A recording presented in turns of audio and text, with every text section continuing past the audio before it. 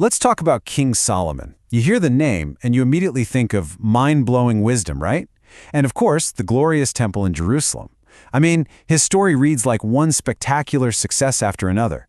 But then, it all just comes crashing down. Total failure. Idolatry. The question is, how? How does that even happen?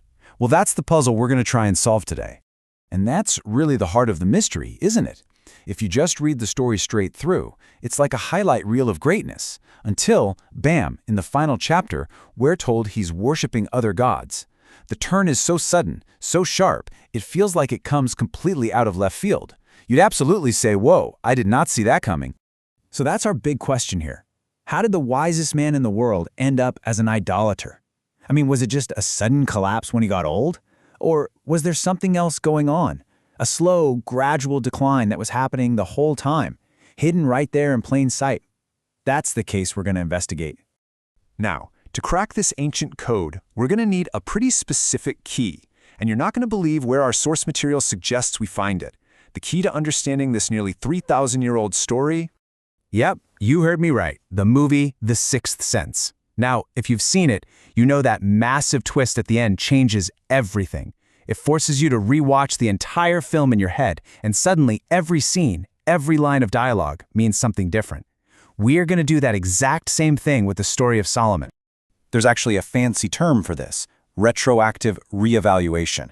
It just means we're going to reinterpret everything that happened in the past, because we have new information. We know the tragic ending. We know Solomon falls. So now we can go back to the very beginning and re-examine all the evidence, looking for those subtle clues, those little hints of trouble that were probably there all along. Okay, so let's do it. Let's dive in. We are officially rewatching the movie. We're going to look at some of the biggest moments from Solomon's early days as king and see if they look a little different now that we know how it all ends. So Solomon's very first move as king, all on his own, is to marry an Egyptian princess. Now, on the surface, this is a brilliant political move, a huge win. But if we're looking for clues, this is a pretty big red flag. He's making an alliance with Egypt, the same nation that enslaved his ancestors, Israel's historic enemy. You have to ask, is he already looking for security and political power instead of trusting in God? Okay, but then this happens. God shows up in a dream and basically gives Solomon a blank check. Ask for whatever you want. And what does he ask for? Not money, not long life, not the death of his enemies. He asks for wisdom, a discerning heart to lead his people well.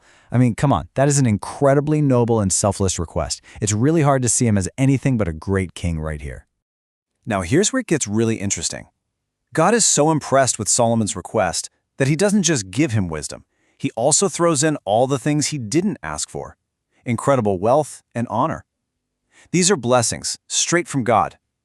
But this raises a question that's going to haunt the rest of the story. When does a blessing become a curse? When does a good gift become a dangerous idol? Then you look at his kingdom. It's described as this amazing, well-oiled machine, super organized, super impressive. But if you look a little closer, you see these mentions of heavy taxes and forced labor drafts. In fact, right after he dies, the people complain about the harsh labor and the heavy yoke he put on them. So which is it, a well-run kingdom or an oppressive one? The signs are still a little ambiguous. The people ate, they drank, and they were happy. But our source, Paul Evans, cheekily asks if this is kind of like that REM song, Shiny Happy People. You know, a song that sounds super upbeat, but was actually inspired by Chinese propaganda.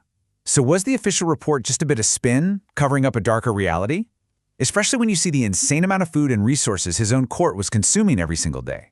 And then, of course, there's the temple, his crown jewel, a beautiful, lavish house for God, just dripping with gold. It seems like the ultimate act of worship, right? But some scholars look at it and see what they call conspicuous consumption, basically a way for Solomon to show off just how rich and powerful he was. And here's the detail that perfectly captures the ambiguity.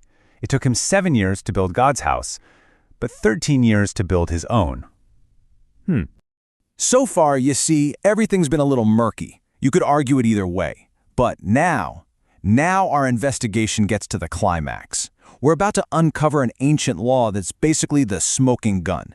It's going to remove all doubt and make everything crystal clear. This is the law of the king.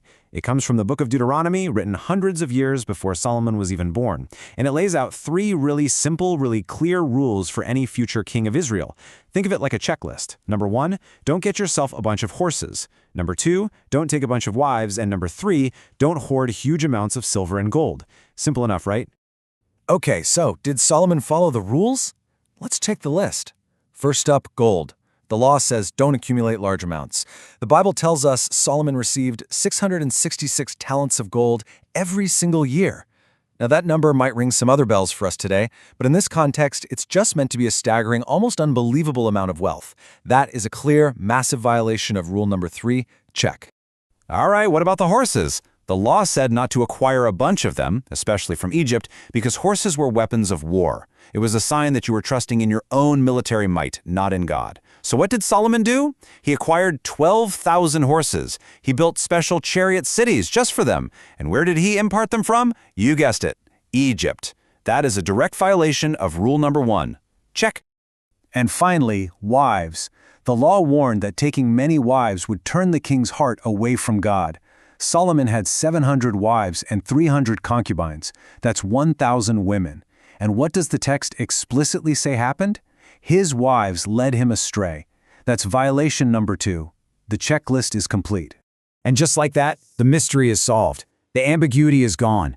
All those little red flags we saw in his early reign, the political marriage, the heavy taxes, that extravagant palace, it all clicks into place.